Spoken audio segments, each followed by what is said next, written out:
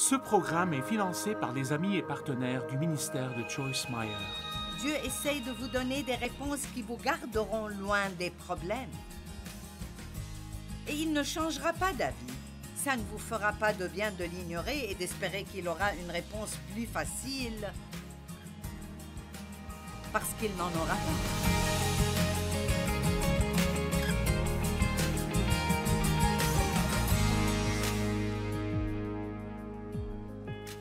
Voulez-vous avoir un cœur parfait envers Dieu? Et nous avons découvert hier que si vous voulez résumer cela en une seule chose, qu'est-ce que Dieu considère comme étant un cœur parfait? Et c'est quelqu'un qui l'aime de tout son cœur, son âme, sa pensée et sa force. Je veux dire, qui aime vraiment, vraiment, vraiment, vraiment Dieu et qui est entièrement, pas partiellement, mais entièrement dévoué pour lui. Tout ce que vous avez, tout ce que vous êtes, appartient à Dieu. Vous le savez. Et donc, c'est à sa disposition. Et Jésus a dit dans Jean 14 que si vous m'aimez, vous m'obéirez. Eh bien, vous pouvez l'entendre de deux façons. Vous pouvez entendre, eh bien, si vous m'aimez, vous m'obéirez. Je pense que c'est plutôt une promesse que si vous m'aimez vraiment, l'obéissance sera le fruit de cet amour. Ce ne sera pas de choses que vous sentez que vous devez faire et avec lesquelles vous combattez. Vous réaliserez que, juste parce que vous aimez Dieu, vous voulez faire ce qu'il veut que vous fassiez. Maintenant, il y a toujours un autre côté de nous qui veut combattre contre n'importe quoi de bien. La Bible dit que nous sommes morts au péché, mais elle ne dit pas que le péché est mort.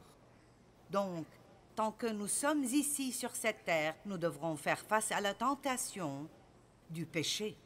Et la chair, parfois, veut faire ce qui est pécheur, mais l'esprit ne veut pas faire de péché. C'est pour cela que parfois vous sentirez que vous êtes en guerre, tiré dans deux directions différentes. Donc, c'est très simple. Si vous nourrissez votre esprit de la parole de Dieu, et elle se présente sous plusieurs formes. Depuis que vous êtes entré ici, vous êtes submergé dans la parole. La musique est pleine de la parole.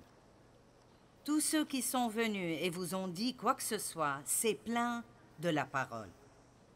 Aujourd'hui, je veux vous parler de la parabole du semeur. Elle est très importante dans la parole de Dieu parce que c'est une parabole à propos de 4 genres différents de, la Bible dit terre, mais elle parle en fait de 4 genres différents de cœur.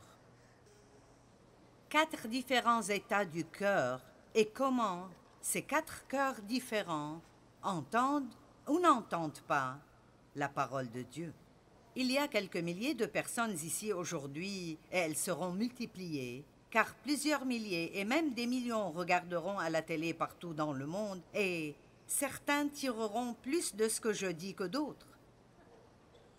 Certains entendront ce que je dis et ils agiront d'après ce que je dis et ils commenceront à avoir de bons changements dans leur vie. Mais certains ne feront vraiment rien avec.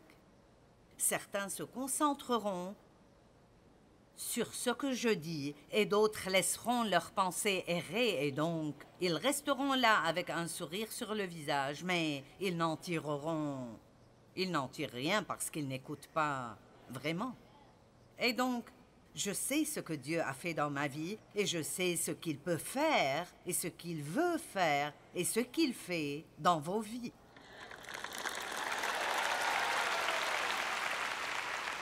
Je veux tellement que vous ayez la bonne vie que Jésus est mort pour vous donner. Et la seule chose qui rendra ça possible est que vous... Maintenant, écoutez bien. Connaissez la parole et agissez d'après ce que vous entendez. Écoutez sans rien faire est vraiment inutile. La seule chose Si vous savez beaucoup de choses, mais vous n'agissez pas d'après cela, alors vous devenez orgueilleux à cause de tout ce que vous savez et vous voudrez dire à tout le monde quoi faire. Mais si vous ne le faites pas vous-même, ça ne changera pas votre vie. Ce n'est pas juste d'écouter, ce n'est pas juste de souligner dans votre Bible, c'est de faire ce que vous entendez. Et donc le but, quand vous venez à un endroit comme ça, est soit d'être encouragé de « je fais ceci » ou « je dois m'améliorer » dans ce domaine. Je suis heureux d'avoir entendu cela parce que j'ai besoin de ton aide dans ce domaine, Seigneur. Ne prenez pas la peine d'aller à l'église si vous n'y allez pas avec l'intention d'apprendre quelque chose qui vous aidera à grandir et devenir plus comme Christ dans votre vie de tous les jours.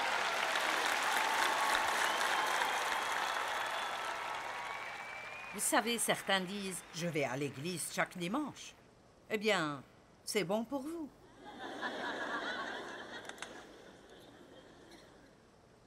Mais pouvez-vous vous rappeler le jour suivant de ce que le pasteur a dit? J'espère que demain, quand quelqu'un vous demandera de quoi a parlé Joyce, que vous pourrez lui dire pas seulement « je ne sais pas, mais c'était vraiment bien ». Vous savez. Et ce qui est intéressant là est que Jésus a dit à ses disciples, si vous ne comprenez pas cette parabole, vous ne pourrez comprendre aucune des paraboles. Waouh, quelle déclaration! Si vous ne comprenez pas cette parabole, vous ne comprendrez aucune des paraboles. Et ensuite, il dit aussi dans Marc 4, 24, et ceci est très important, la mesure d'étude dont vous vous servez pour la vérité que vous entendez est la mesure de vertu et de connaissance qu'on vous appliquera. Je répète, la mesure de pensée et d'étude, remarquez bien, de pensée et d'étude dont vous vous servez pour la vérité que vous entendez et la mesure de vertu, ce qui est un autre mot pour la puissance, et de connaissance qu'on vous appliquera. Je fais ma part. Mais si vous ne faites pas votre part, eh bien, vous passerez peut-être du bon temps, mais je veux que vous ayez plus que du bon temps. Je ne veux pas que vous soyez désolé d'avoir investi ce temps. Et je veux que dans un an, vous pourriez vous rappeler quelque chose a changé dans ma vie il y a un an, quand je suis allée à cette conférence. On m'a raconté une histoire. La dame me l'a racontée elle-même et je vais prendre le temps de vous la raconter. Elle était à l'une de mes conférences il y a des années. À cette conférence, nous servions des repas et donc des gens étaient assis à des tables rondes de peut-être 8 ou 10 par table. Et donc cette dame est venue. On avait abusé d'elle, elle avait toutes sortes de problèmes dans sa vie. Et elle est venue chez moi à la fin de la conférence et elle a dit « J'ai découvert ce week-end pourquoi je n'ai de victoire contre aucun de mes problèmes. » Et elle a dit « Quand je t'ai entendu enseigner, et nous avons parlé entre nous ce week-end, elle a dit « J'ai découvert que chacune de ces autres dames avait des problèmes similaires. Elles avaient toutes eu la victoire, elles avaient été libérées, mais pas moi. » Elle a dit « Comme je les écoutais parler, elles parlaient de choses que Dieu leur avait dites et de choses que Dieu leur avait révélées, et elles les ont faites et leur vie a changé. » Elle a dit « Sais-tu que chaque chose que Jésus leur a dit de faire, il me l'a dit aussi. La seule différence est qu'elles les ont faites et pas moi. »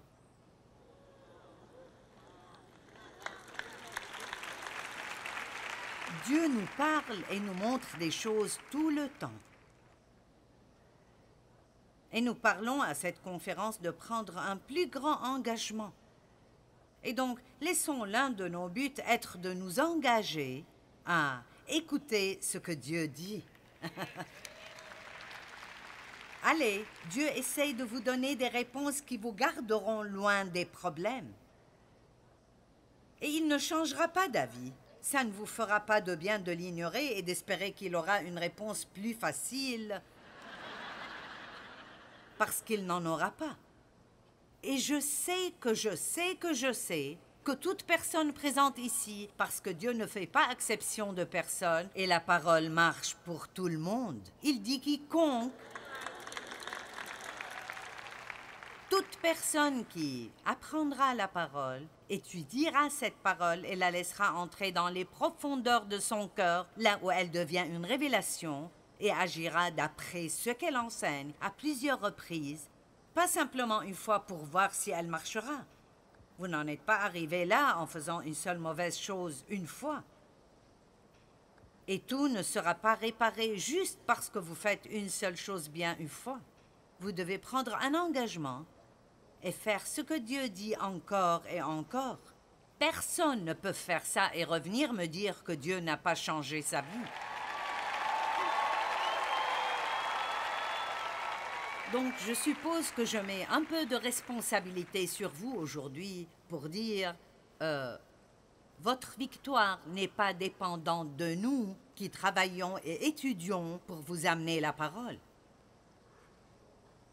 Elle dépend de ce que vous faites, de ce que vous entendez. Amen? Très bien. La parabole du semeur. Marc 4, 1 à 9. Jésus commença à enseigner au bord du lac. Autour de lui, la foule s'assembla si nombreuse qu'il dut monter dans un bateau. Il s'y assit. Et tous les gens tournés vers le lac se tenaient sur le rivage. Il leur enseignait beaucoup de choses sous forme de paraboles. C'est comme une histoire. Voici ce qu'il leur disait. Écoutez. J'aime le fait qu'il a commencé avec ça. Écoutez.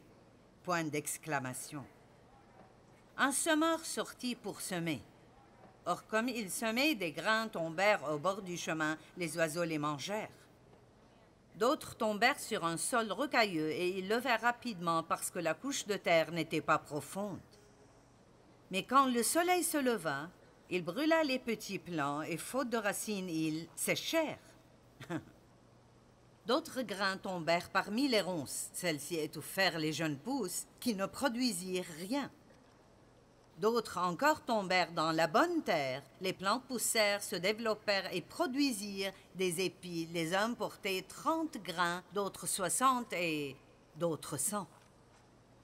Jésus ajouta, « Celui qui a des oreilles pour entendre, qu'il entende bien. » C'est intéressant, certaines des petites phrases qu'il met là-dedans, auxquelles nous ne pensons jamais vraiment beaucoup. Celui qui a des oreilles pour entendre, qu'il entende. Et donc, ce qu'il dit vraiment est, maintenant je dis quelque chose qui est pour tout le monde. Il commence en disant, écoutez. Et puis il dit, si vous avez des oreilles obéissantes. À un endroit, la Bible parle d'avoir une oreille circoncise. Je pourrais dire la même chose et différentes personnes l'entendraient de façon différente dépendant de l'état de leur cœur et certaines personnes ne l'entendraient pas du tout. C'est quelque chose qu'ils n'aiment pas, alors ils la rejettent immédiatement avant qu'elle n'ait l'opportunité de faire quoi que ce soit. Maintenant, dans notre monde d'aujourd'hui, avec les fermes opérées avec des machines, nous ne comprendrons pas immédiatement la parabole du semeur parce que Jésus a utilisé des exemples qui sont relatifs à la culture dans laquelle il vivait. C'est une parabole tirée de la communauté des fermiers du temps de Jésus. Mais ses auditeurs auraient immédiatement reconnu la scène et se seraient identifiés avec le message. Tout le monde vivait grâce au travail de la ferme, excepté les très, très riches. Maintenant, ma grand-mère avait un jardin. J'étais dans son jardin assez souvent. Maintenant, je ne suis certainement pas une fermière, mais je sais certaines choses. Certains d'entre vous ont planté des jardins, peut-être des légumes ou au moins des fleurs. Donc, vous savez que vous n'aurez jamais de récolte si vous ne plantez pas une graine d'abord. Amen? Tant que la terre reste, il y aura du temps pour la semence et pour la récolte. Vous plantez votre graine dans la terre, puis il y a toujours du temps, et puis éventuellement, il y a une récolte. Eh bien, le semeur qui sème est le Saint-Esprit. Maintenant, il utilise ma bouche aujourd'hui, mais c'est l'Esprit Saint qui sème la graine de la parole de Dieu dans votre vie. Si vous prenez cela et vous l'écoutez vraiment, vous vous accrochez vraiment à quelque chose. Vous ne pouvez probablement pas vous rappeler chaque petite chose que je dis, mais nous avons rendu cela si facile aujourd'hui. Les gens n'ont même pas besoin de regarder leur Bible. Et je pense que nous n'avons pas donné une grande faveur aux gens. Tout dans la vie est tellement facile aujourd'hui. Vous devriez voir ce que je devais faire avant pour étudier pour un seul message. Maintenant, vous sortez juste votre ordinateur et vous pouvez trouver tout ce que vous voulez. Vous pouvez même demander un sermon sur tel et tel sujet. Je n'aurai même pas besoin de penser. Je pourrais juste télécharger le sermon de quelqu'un d'autre et vous le donner. Mais la chose qui le rend bon est la quantité de travail que j'y investis et combien de fois je le répète et je le répète et je le répète. Et je vous le dis, je suis convaincue quand je commence, mais quand je monte ici, ce n'est pas quelque chose que j'espère intérieurement. Je sais que je le connais pour pouvoir vous le présenter d'une façon que je crois tellement que je peux vous faire le croire aussi. Mais ceci n'arrive pas sans travail et sans effort. Quelqu'un a dit « Tout le monde peut être aussi proche de Dieu qu'il le veut. Ça dépend juste de combien de temps nous sommes prêts à investir là-dedans. » Dieu ne choisit pas juste une poignée de personnes spéciales qui sont proches de lui et tout le reste du monde n'obtient pas cette opportunité. Nous avons tous des choix dans la vie concernant ce que nous allons faire de notre temps. Et donc, il n'y a rien dans cette parabole qui dit « Ça a bien marché pour certaines personnes, mais pas pour d'autres, parce que la qualité de la graine que certaines personnes ont eue était meilleure que d'autres. » La graine que je vous donne aujourd'hui est parfaite. C'est une graine en bonne santé. C'est une bonne graine. Donc, il n'y a rien de mal dans cette graine. Si vous ne tirez rien de ceci, ce n'est pas à cause de la graine. C'est l'état de votre cœur et comment vous entendez. 4 genres de terre, 4 genres de cœur. La première était le bord du chemin. Il était si dur que quand le semeur, c'est comme s'il avait un sac autour du cou et il était plein de graines et il en jetait juste partout. Et c'est vraiment ce que je fais aujourd'hui. Je les jette. Et c'est palpitant de penser que nous sommes ici à Ohio, avec quelques milliers de personnes ici, mais ce message est enregistré et ira tout autour du monde en 100 langues différentes. Donc, mon Dieu, nous semons aujourd'hui. Nous jetons des graines partout. Mais certaines personnes verront cela sur leur télé et diront « Oh oui, une autre de ces fanatiques de la Bible. » Parce qu'elles ont un problème de cœur. Elles ont une mauvaise attitude. Certaines personnes ont une mauvaise attitude contre des personnes comme moi et elles ne savent même pas pourquoi. C'est étonnant les choses que nous croyons et nous ne savons même pas pourquoi. Oh, quelqu'un a dit une fois, donc,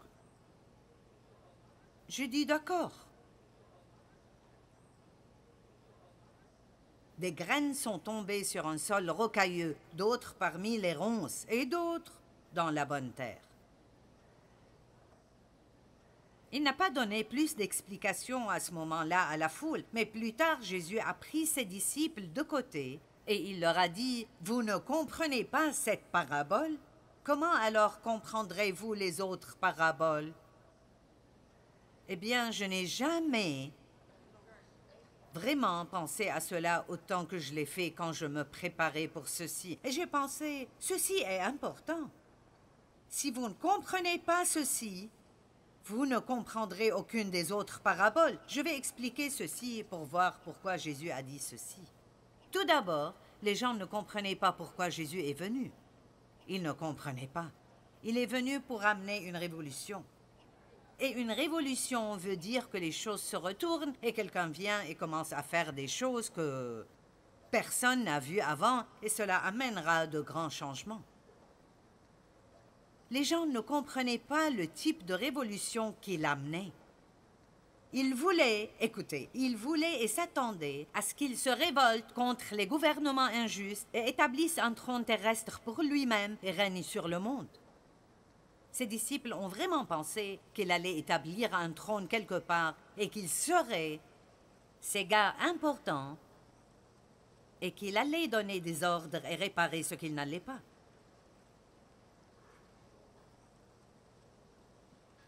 Jésus a annoncé dès le début de son ministère, le royaume de Dieu est là. Il présentait un genre de royaume très différent là, et c'est un royaume dans lequel nous vivons, au milieu du monde dans lequel nous vivons, qui est un type de royaume. Nous, les croyants en Jésus-Christ, nous vivons dans un autre royaume qui est un peu comme un royaume secret que personne ne peut comprendre, sauf s'il est un croyant. Nous le comprenons, mais le monde ne le comprend pas. Amen. Je viens de faire toute une série de messages. Il y a 1 ou 2 conférences à propos du royaume secret dans lequel nous vivons.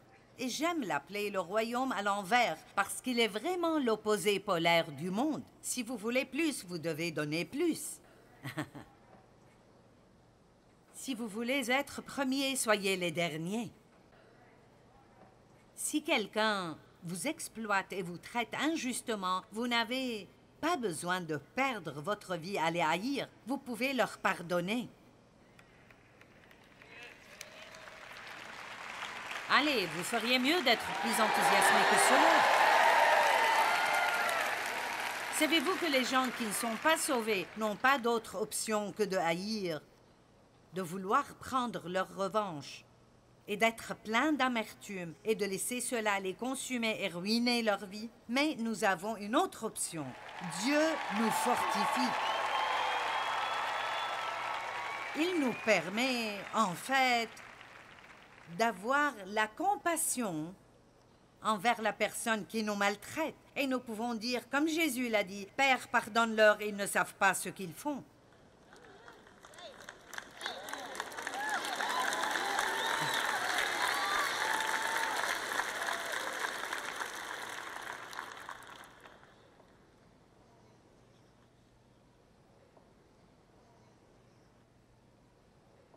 Il voulait qu'ils vivent la meilleure vie imaginable dans ce royaume.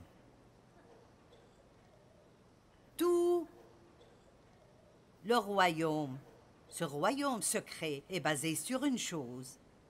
Écouter, comprendre et agir d'après la parole de Dieu.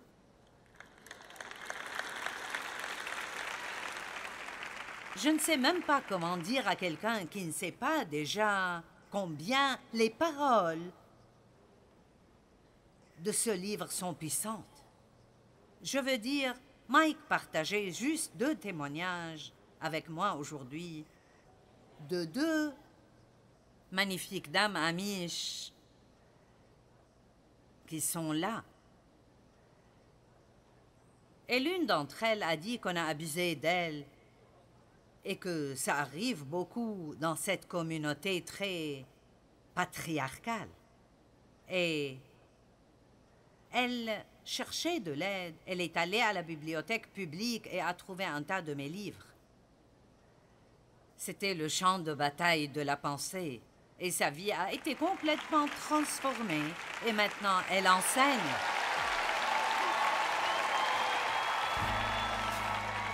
Et ce n'est pas à cause de mon livre. Ça n'a rien à voir avec ça. C'est la parole de Dieu. La parole de Dieu est aussi puissante que ça.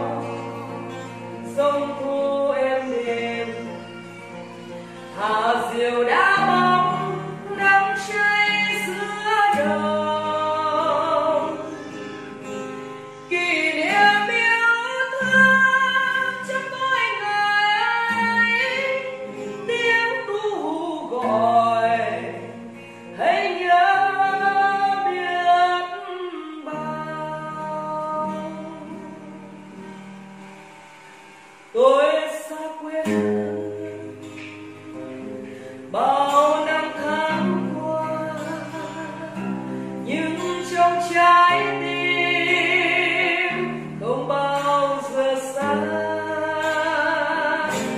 Lời mẹ ru con hiu hiu chưa hè mùa lụt nước lũ bắt